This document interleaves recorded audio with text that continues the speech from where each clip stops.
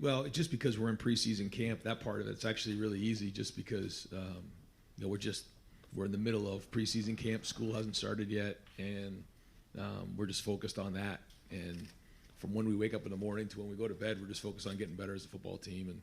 And so, I mean, that's kind of the focus. That being said, certainly, want to just make sure I say that I couldn't be, any happier for Gene and Sheila. What they've done at Ohio State, the 19 years that they've dedicated themselves, they poured their heart and soul into Ohio State athletics and just the university in general. And, what I owe and my family owes him, I can't even really verbalize. An opportunity to be a first-time head coach at Ohio State. And, he trusted in me, and our relationship is going to go on forever. And so there'll be a lot of time to figure out kind of what the next phase is and how that goes. He'll be with us till next summer, but I think today is just an opportunity to reflect on what great work has been done by Gene, and certainly, going to miss him, but we got some time to worry about that. And that being said, I can't get my mind off inside drill today and the team and where we're going next. So.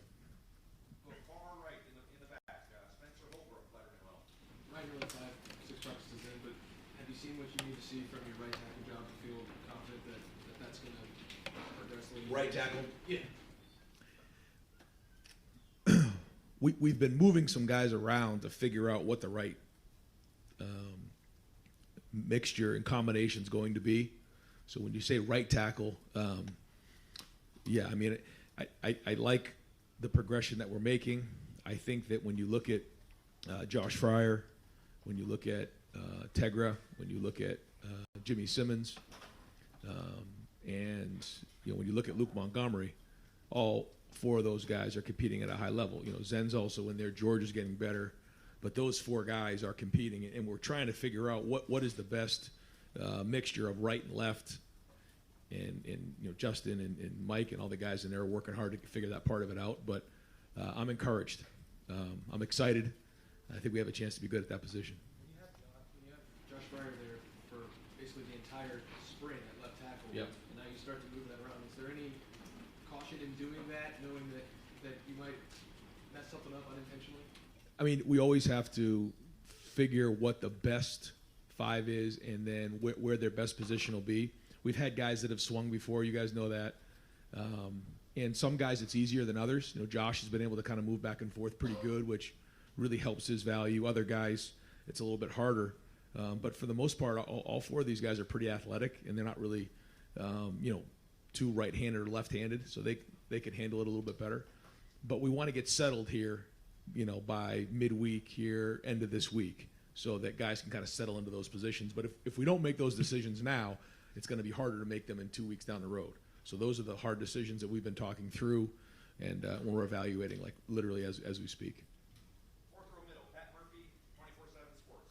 Ryan, we talked to the safeties yesterday, and when we were out there, first day of practice, we saw that group of Sonny, Jihad, and Lathan. Coach Knowles seemed to like that group. Coach Eliano didn't want to, put anything in concrete. But what have you seen from that group that you like, and kind of the rest of the safety group? How is that shaping? Today was the first day in pads for us, so this week is a huge evaluation because now it's football. Before it was just helmets and shoulder pads, and you're installing, and now you're starting to learn about the whole thing. I think the good thing is we have some good depth, so there's some really good competitions going on. I don't think anybody's won a position yet, but also we have some competitions within personnel groupings. So we have bigger groups and base, and then we also have nickel and dime and some different groupings. So you're seeing some guys have some opportunities to prove what they can do, and the more they can do, the more they can stay on the field. If you're limited in coverage or you're limited in the run fits, then you have to be taken out in certain personnel groupings. So we have some nickels that are competing. Cam Martinez is really, I thought he had a really good day today, probably his best day that I noticed. We'll have to see the film, but I thought that was really good. I think Sonny's had a great start. You can just see what he's doing. He's able to do a lot of stuff. Cody Simon has had a good first few days, and then Jordan Hancock as well. So I mean, there's a lot of guys that are kind of rotating through in that position, we'll kind of see how it all shakes. Third row right, Tony Durbin, Buckeye Huddle. About Sonny, from the perspective of quarterback, play caller, coordinator, what would a guy like that, how would he affect your thinking at each level? Well, it depends on where he is. When he's playing the bandit, that's a little bit of a different deal. When he moves over to, play the adjuster, that's different. If he moves over to the Sam, that's different. So the good news is he can move around and we can put him in different spots. And like you said, that's a little bit harder for the offense just because, a lot of teams would say, well, that guy is, a certain position and you know exactly where he's going to be. Sonny can move around and he can do a lot of different things. And anytime you can do that, just like on offense, it brings versatility. Like, for example, Xavier Johnson, is he a receiver? Is he a running back? You can see down the stretch how that played out. Well, it's the same thing on defense. The more things you can do, then the harder it is for the other side of the ball to identify what grouping's in the game. How do you balance what he can do with what he can't quite? The art of coaching right there, exactly. Letting them play fast, having enough scheme. The term I use is, you got to get really good at your fastball, and then you got to have a curveball and a changeup. But if you're throwing all curveballs and changeups, then your fastball is no good. They're just going to sit on it. So you got to get really good at your fastball, and then you only need a couple pitches. You have too many pitches, then you don't get good at your fastball. That's the best way I can describe it, and I think that's the art of coaching. Third row middle, Dan Hope, 11 Warriors. Ryan, Omari Abor put something on social media that he had a surgery. Just what happened to him, and what's his prognosis for getting back? Yeah, I don't know if I have an update on that. He did have a procedure. I don't know if I can get into all the details of that, but it's going to be, at least a couple months anyways, I guess, before he's back. And regarding just Oregon and Washington coming into the conference, what are your thoughts on that? What do you think they'll bring to the Big Ten? I honestly, it's like there's just so many things that are like higher on the priority list for me right now. Honestly, I've kind of deferred to Gene on those things, and I'll continue to do that and have conversations. But I think right now, like again, I can't keep my mind off inside drill and kind of what's going on in red zone today and that kind of stuff. Gene's been such a great leader for me, and certainly this first few years, kind of taking a lot of that stuff off my plate. It's just focus on the team, and that's kind of where my mind's at right now. Front row right, Austin Ward, Rivals, the podcast, 97.1.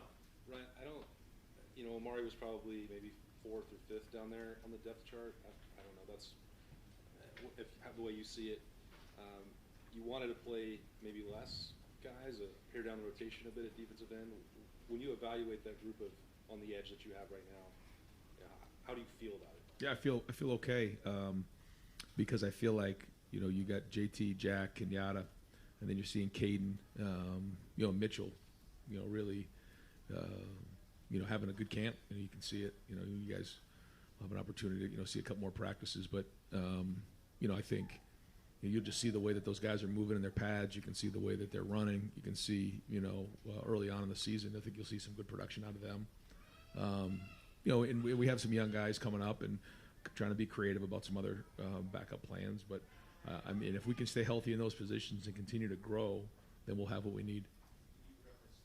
Trying to decide what you want to do with the tackles, that you wanted to do that relatively quickly. Can you describe this next phase? Is the scrimmage Saturday? Yeah. And then you can still certainly change things throughout the month, but are you wanting to have a lot of decisions made coming out of Saturday? Some, for sure. Yeah. I think there'll be some direction at the very least. Guys start to pull away, and then but those competitions continue even into the season. But this week is a defining week for us for sure, and I think coming out of the weekend we'll have more of an idea where we're at. Second row right, Nathan Baird, Cleveland.com. As it relates to quarterback, you talked about how this progression has typically worked for you guys in the past, and I'm just curious, now that you're in pads, what are the things that start to sort of crystallize typically in that regard, things you see on the field and not, and where is that process right now? For the quarterbacks? Yeah. Well, the hardest thing about playing the game of football is you don't really get a feel for what you have until you play the game. And I know that sounds silly, but basketball, you can go shoot around and play against each other in the park, or you can go to the batting cages, you can do those things. But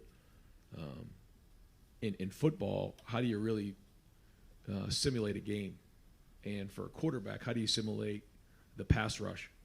It's impossible to do. Having 200, 300-pound guys going against each other, like 4 of them going on at once right in front of you, and then trying to process what's going on with the coverages and the protections and what's it down and distance in the situation, and the ball can just be a little bit off, and the ball gets tipped up in the air for an interception, or it's completed right here for a first down, or when do you decide to throw it or pull it down? When all these different things, the decision-making processes, and so you just feel that when you have teamwork. 7-on-7 routes on air. Okay, you get to see if they have the ability to get it done, but now as you're starting to see some of the situational things, like today we worked on short yardage, we worked on red zone. We had a couple different things yesterday in third down, third and long. You're starting to see some of these situations, and you're starting to see some of this stuff start to crystallize. Like you said, can they do these things? And what does it look like? And, if you take a small sample size, it's harder. When you get these bigger sample sizes, as we start to put more and more practices behind us, then, you can start to see where their progression is or the areas that they need to improve in. Right next door, Doug Laboreese, the podcast. So just to clarify, Josh Fryer is working at right tackle some? Yeah, those guys are they're moving around right now at both sides, yeah. So if Josh had been at left tackle most of spring, would the reason to have him working some at right tackle be because maybe Luke Montgomery is ready to be your left tackle, and Luke and Josh maybe could be your 2 starters? Those are all the conversations that we're having now. I can tell you that we're very excited about Jimmy Simmons. And I didn't know till no, he likes to be called Jimmy. I know, that's what I just said. Yeah. So we're calling him Jimmy until I was told otherwise, because I was calling him Josh. They said no, he likes to be called Jimmy. It's okay, Jimmy. He's off to a great start, and I think Luke Montgomery has a really bright future ahead of him. So again, these are all exciting things. Tegra does a lot of good things. Josh Fryer's done good things. So I can't tell you that like one's in front of the other. What we're trying to do is project out how this all shakes out down the road and what's best in the long term. And I think by this time next week I'll have real good answers for you. Right now, this is all stuff that we're yelling at each other about in the meeting rooms. So, you just lost 2 of the best tackles in the country. What you're saying here is you got to find 2 tackles, guys who can play tackle right now, but also maybe so you don't have to go through this again a year from now, you are thinking a little long term where guys fit best now and later. And, September, October, November, December, this is a long time down the road, and the further you go down the road one path, it's harder to return back. And we just want to make sure that we're doing the right thing here. And doesn't mean that we have the answer right now or that we are going to make a long-term change, but having a couple practices, moving them over to see how they react isn't a bad thing to do. Bill Rabinowitz, Columbus Dispatch. Yeah, a Gene question. You touched on it, but just how much has he helped you? What would you want to just say about his legacy and how you were a first-time head coach, obviously, and what he's meant to you? Well, the fact that he played football, he has a feel for the game. He understands the game. He has tremendous EQ, just understands, people.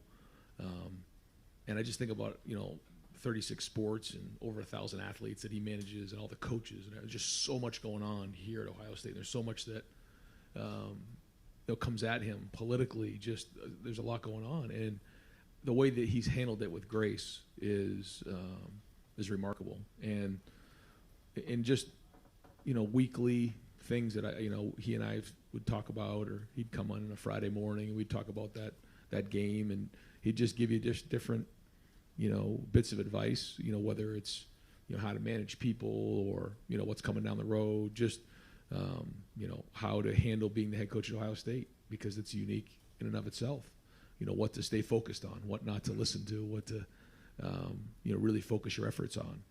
And so because of all of that, it's allowed me great clarity.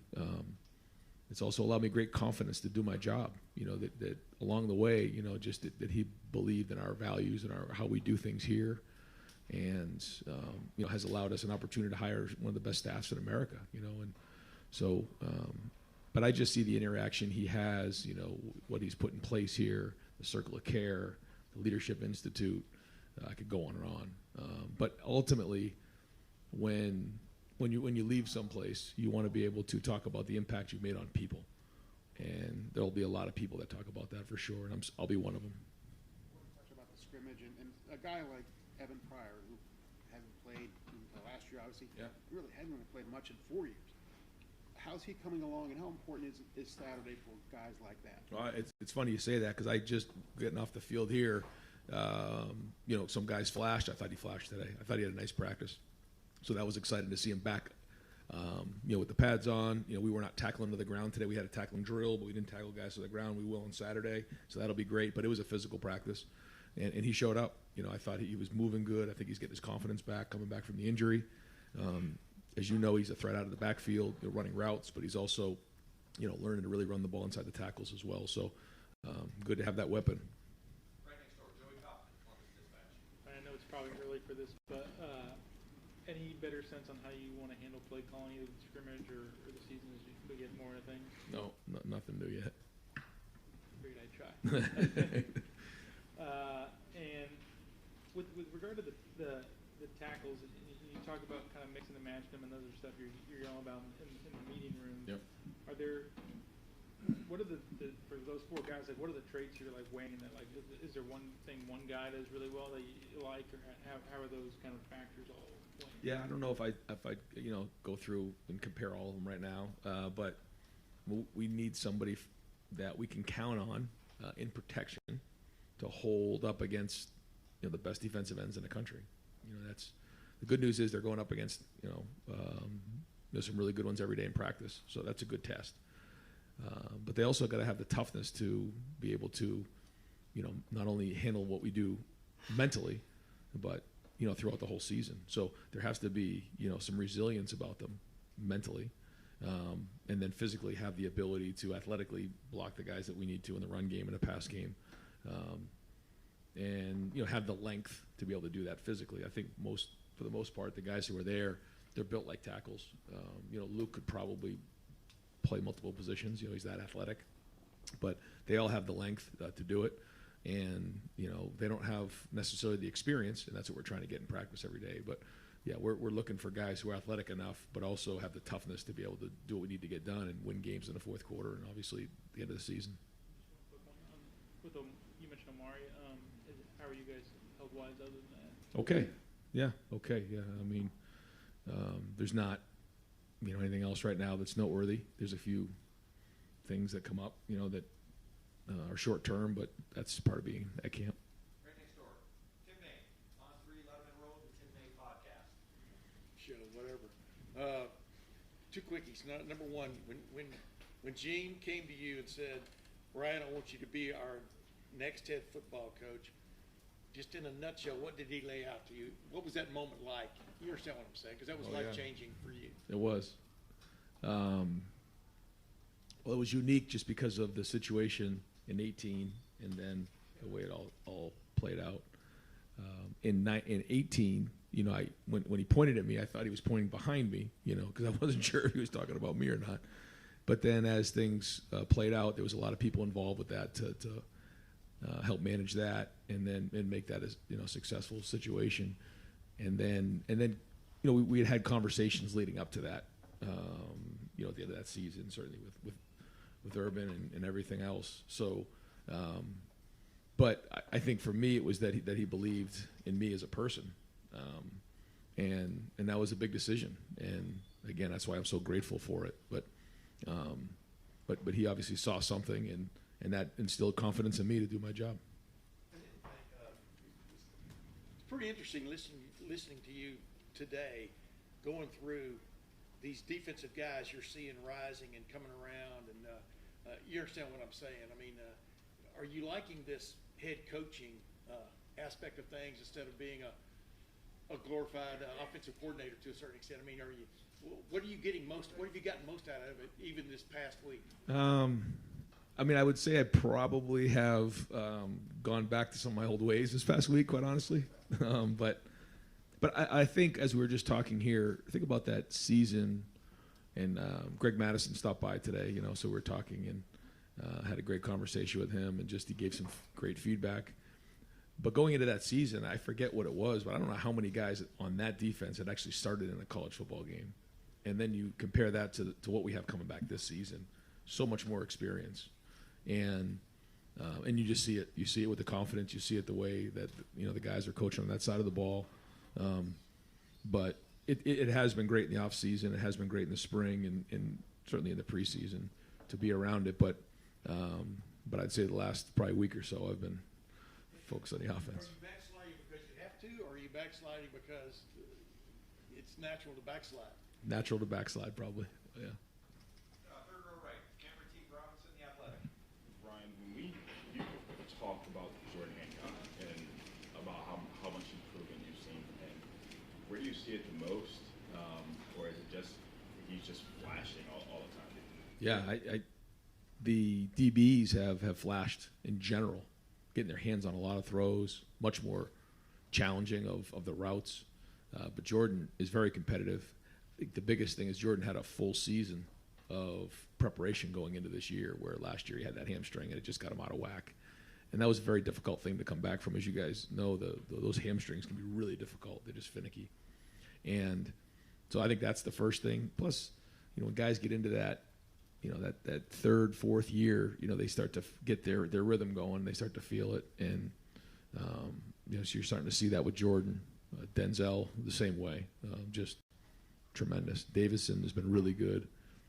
Just been very impressed with the corner play. So hopefully that's going to translate, you know, this season. But usually what you see on the field in practice, you're going to see in a game. I think after the spring game, you mentioned that you wanted to have like a pro-like offseason. Have you seen a difference, not just his play on the field, but the way he carries himself, the way he leads so far in camp? Yeah. Well, all the above. Yeah. So, you know, again, you don't want to create all these crazy expectations for people, but you know, they deserve to get called out for what they put in the off season. Now they got to go put it on the field, and you know, this week is important to build up that stamina, that kind of armor, that callus that we need to go play football, because there's been a lot of hard work put into this point, and I can't wait to see these guys play against Indiana. Just a few more folks. Far right, Adam King, WBNS. Coach, I know we keep coming back to the quarterbacks, but I'm curious, how tight is this race in your mind? You talk about things crystallizing. How close are these two quarterbacks to each other, or is somebody finally pulling ahead here? I mean, it's a good battle. It's back and forth for sure. Yeah. And you know, they know that, you know, this week is important to them, and the scrimmage on Saturday will be important, and they're constantly putting up you know, numbers on a daily basis, and so we'll compare the statistics, but there's also the eyeball test, and no, they're both competing at a high level, and then the other guy's doing a good job too. Tristan and Lincoln are both trying to, you know, get better every day. So yeah, it's back and forth. How much have you seen your coaching be a little different this offseason? Kind of going back to CJ when he was in the battle, not having one guy that you can focus in on.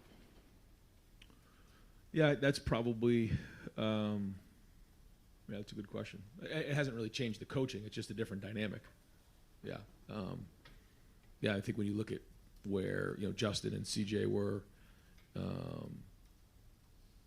you know, where Dwayne was in that preseason, you know, they were kind of, you know, they were you know, there wasn't as much of a competition, I guess is the best way to put it, where this one's a really strong competition. So that is unique. That hasn't changed the coaching. We're still coaching them really hard. Keep right, Bill Landis, the podcast Rivals. Ryan, where are you guys at with the center position? Is that kind of Carson Hinzman's deal, or is he competing with Jacob James? Carson and Vic, really. You know, Jacob is in there too, but I think that competition is heated up between Vic and Carson right now. What have you made of Carson's progress, I guess, from handling a lot of first team stuff in the spring to Good. Yeah, I think it's been good. The more reps he gets, the better. He's going to have to continually get better every day. And I think this is for both of those two guys. I think this next week is going to be critical to figure out where they're at, because now's where you find out. You know, you're a little bumped and bruised and tired, and this, you know, the scheme's adding up, and you know who's going to now take the next step. I think it'll be clear, but we'll see. But that's a pretty good battle right now. What's allowed Vic to That sounds like maybe Vic's made a little bit of a jump. 'Cause I don't know if you guys talked about it in those terms in the spring. So what's allowed him to do that? I think a full off season in our program.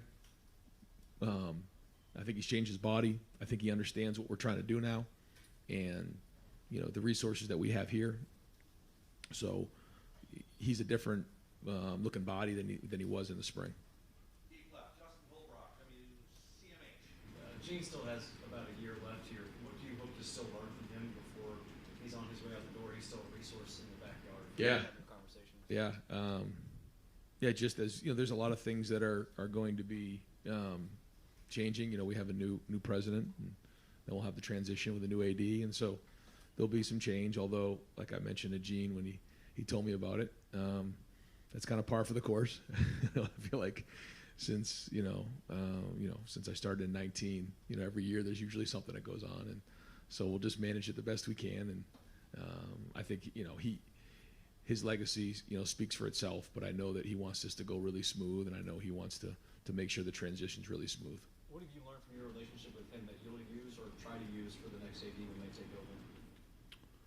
Constant communication and alignment is critical. I felt like he and I were always aligned, and that was very important. I see across the country that isn't always the case, and I never took that for granted.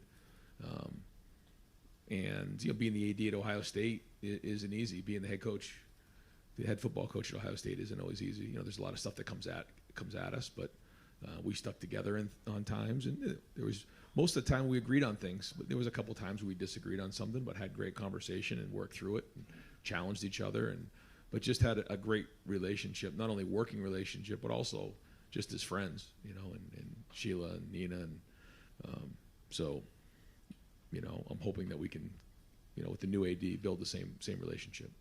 Second row left, Steve Helway, 24/7 Sports. Yeah, Coach. Regarding the quarterbacks, we talk about them being the function of the guys around them. In the spring, the guys around them kind of struggled at times, given the protection that they want. Are the guys around them giving them the support they need so that you can see what you need to see out of the quarterbacks? Yeah. We're seeing a big step forward in that area. Other question I got: how involved do you want to be in the selection of both the new president and the new athletic director, if at all? I mean, you got to have somebody that you feel comfortable with, I would think. Yeah, I mean that decision won't be made by me, but we have great people here, and they'll do what's best for Ohio State. And I know Gene certainly will have his hand, at least give. I'm sure they'll ask his input on things, and I trust that they're going to make a great decision. We have great people on the board to make decisions like that. I got to coach the football team. Final questions, second row middle, Stephen Means, Cleveland.com. With Jordan, even last year, it felt like the way you guys talked about him, something was clearly missing from that secondary when he was gone. Yeah. Just what does he bring to that secondary, and what was missing last year that maybe he would have added? There's a competitiveness to it. There's also a depth part to it. But when you add Jordan to the mix, when you add Davidson to the mix, when you add Lorenzo to the mix, when you add some of these guys to the mix, now it's very, very competitive. Not only because you have competitive personalities in the room, but you also have more mature guys in the room, and you have depth where there's competition for the positions. So all of that mix is made for a lot of improvement and a great environment. By this time next week, do you hope to have a starting quarterback named? Brian, I mean, do you have in your head By this time next week, what was it, Wednesday? Yeah. Yeah, I don't know. But I will say that I think by this time next week, we'll have some more clarity on where we're going. Yeah, at least headed into the first week. Yeah. Okay. Yep. Thank you very much.